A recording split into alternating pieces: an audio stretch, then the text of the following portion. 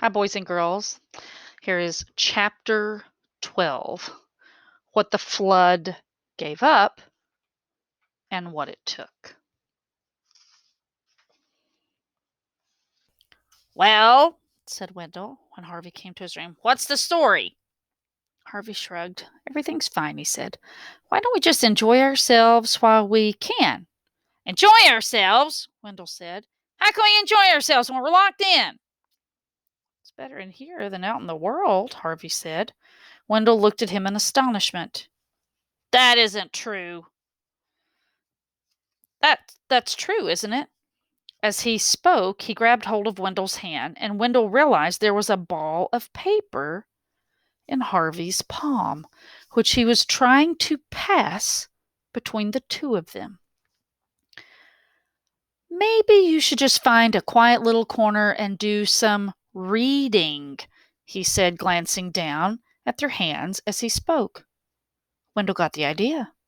He claimed the balled up note from Harvey's hand and said, Maybe I'll do that. Good, said Harvey. I'm going to go out and enjoy the sun while I can. That's exactly what he did. He had a lot of planning to do before midnight, which was when the note told Wendell they should meet to make their escape. Surely even the forces that guarded the house had to sleep sometime. The business of keeping the seasons rolling around couldn't be easy. And all of the hours to slip away, midnight seemed the most promising. But he didn't suppose it would be easy. The house had been a trap for decades, perhaps centuries. Who knew how old its evil really was? And even at midnight, it would not be so foolish as to leave the exit wide open. They would have to be quick and clever and not panic or lose their tempers once they were in the mist. The real world was out there somewhere. All they had to do was find it. He knew when he saw Wendell for Halloween. The note had been read and understood. There was a look in Wendell's eyes that said, I'm ready, I'm nervous, but I'm ready. The rest of the evening passed for the two of them like the performance of a strange play in which they were two actors, and the house, or whoever haunted it, was the audience. They went about enjoying themselves as though this was a night like any other, heading out to play trick or treat with a show of laughter, even though they were both shuddering in their borrowed shoes. Then coming in to eat their supper and spend what they hoped to be their last Christmas in the house. They opened their presents, a mechanical dog for Wendell, a magician's kit for Harvey, and said their good nights to Miss Griffin. Goodbye, of course, not good night, but Harvey didn't dare let her know, and then went to bed. The house grew quiet and quieter still. The snow no longer sighed at the sill, nor the wind in the chimney. It was, Harvey thought, the deepest silence he had ever heard, so deep that he could hear his heart beat in his ears, and every rustle of his body against the sheets sounded like a roll of drums. A little before midnight, he got up and dressed, moving slowly and carefully so as to make as little noise as possible. Then he headed out of the passageway and, slipping like a thief from shadow to shadow, hurried down the stairs and out to the night. He left not by the front door, it was heavy and creaked loudly, but by the kitchen door, which brought him out at the side of the house. Though the wind had dropped, the air was still bitter, and the surface of the snow had frozen. It crackled as he walked, however lightly he trod. But he was beginning to hope that the eyes and ears of the house were indeed closed at this hour. If not, why hadn't he been challenged? And he might make it to the perimeter without attracting attention. Just as he was about to turn the corner, however, the sweet hope was soured, as somebody in the murk behind him called his name. He froze in his tracks, hoping the darkness would conceal him, but the voice came again and again called his name. It was not a voice he recognized, not Wendell, certainly not Miss Griffin, not Jive, not Rictus, not Marv. This was a frail voice, the voice of somebody who barely knew how to shape the syllables of his name. Harvey. And then, all of a sudden, he knew the voice, and his heart, which had been working overtime since he'd slipped out of bed, grew so loud in his ears it almost drowned out the summons when it came again. Lulu? He murmured. Yes, said the voice. Where are you? Near, she said. He stared at the thicket, hoping for some glimpse of her, but all he could see was the starlight glittering on the frosted leaves. You're leaving, she said, her words slurred. Yes, he whispered, and you have to come with us. He took a step toward her, and as he did, some of the glitter that he thought was frost retreated from him. What was she wearing that shimmered this way? Don't be afraid, he said. I don't want you to look at me, she said. What's wrong? Please, she said. Just keep your distance. She retreated even farther from him and seemed to lose her balance as she did so. She dropped to the ground, the thicket around her shaking. Harvey stepped forward to help her up, but she let out such a sob that he stopped in his tracks. I only want to help, he said. You can't help me, she replied, every word pained. It's too late. You just have to go while you still can. I just wanted to give you something to remember me by.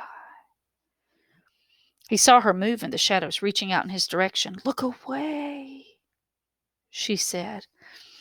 He turned his head away from her. Now close your eyes and promise you won't open them. He dutifully closed his eyes. I promise, he said. And now he heard her moving toward him, her breath laborious. Open your hand, she said. Her voice was near now. He knew if he opened his eyes, he'd be face to face with her, but he had made a promise and he was determined to keep it. He put out his hand and felt first one, then two, then three heavy little objects, cold and wet, dropped into his cupped palm. This was all I could find, Lulu said. I'm sorry. Can I look? He asked. Not yet. Let me leave first. He closed his fingers around the gifts she'd given him, trying to make sense of them by touch. What were they? Pieces of frozen stone? No, they were carved. He could feel grooves on one, a head on another, and now, of course, he knew what he held. 3 survivors of his ark, dredged up from the depths of the lake. The answer was no comfort to him, quite the reverse. He shuddered as he put the puzzle of Lulu's silvery gleam together with the knowledge of what he held. She had swum down to the bottom of the lake to recover these figures, a descent that was beyond the capacity of any land dweller. No wonder she retreated to the shadows, ordering him not to look at her. She wasn't human any longer. She was becoming had already become a sister to the strange fish that circled in those dark waters, cold-blooded and silver-skinned. Oh, Lulu, he said, how did this happen? Don't waste your time with me, she murmured. Just go while you've a chance. I want to help, he said. You can't, came the reply. Can't help me. I've been here too long. My life is over. That's not true, Harvey said. We're the same age. But I've been here so long. I don't even remember. Her voice trailed away. Don't remember what? Maybe I just don't want to remember, she said. It'll hurt too much. She made a long, choked sigh.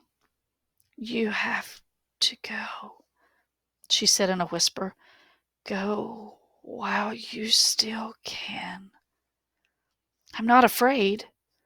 Then you're stupid, she said, because you should be. He heard the thicket shake as she started to retreat from him. Wait, he said. She made no reply. Lulu! The din of her departure grew louder. By the sound of it, she was almost throwing herself out of range. Breaking his promise, he opened his eyes and caught a glimpse of her as she fled. A shadow in the shadows no more. He started after her, not knowing what he would say or do when he caught up with her, but knowing if he never never forgive himself if he didn't somehow help. Maybe if he persuaded her to go with him out of the shadow of the house, its vicious magic would be undone. Or maybe he could find some doctor for her in the outside world who could cure her of this malformation. Anything rather than leaving her to return to the lake. Its waters were in view now, gleaming darkly between the branches of the thicket. Lulu had reached the bank, and for a moment the meager starlight found her. All that Harvey feared was true, and more. A fin grew from her back, bent and scaly back, and her legs had almost fused together. Her arms had become short and stubby, her fingers webbed. But it was her face, glimpsed as she turned back to look at him, that was the greatest shock. Her hair had fallen out, and her nose disappeared. Her mouth had lost its lips, and her blue eyes turned to swiveling silver balls, lidless and lashless. And yet, despite their freakishness, there was a human feeling in those eyes. And on that mouth, a terrible sadness that he knew would never leave his heart if he lived to be 1,000.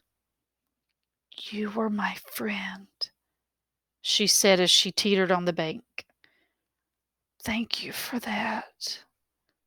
Then she tumbled into the water. He went to the edge of the lake at a dash, but by the time he reached the place where she had dived, the ripples were disappearing and the bubbles breaking. He watched the icy waters for a minute more, hoping she would see him and surface. But she was gone where he couldn't follow. And that, it seemed, was the end of it. Clutching her gifts to him like a talisman, he trudged away from the lake and down the lawn to keep his rendezvous with Wendell.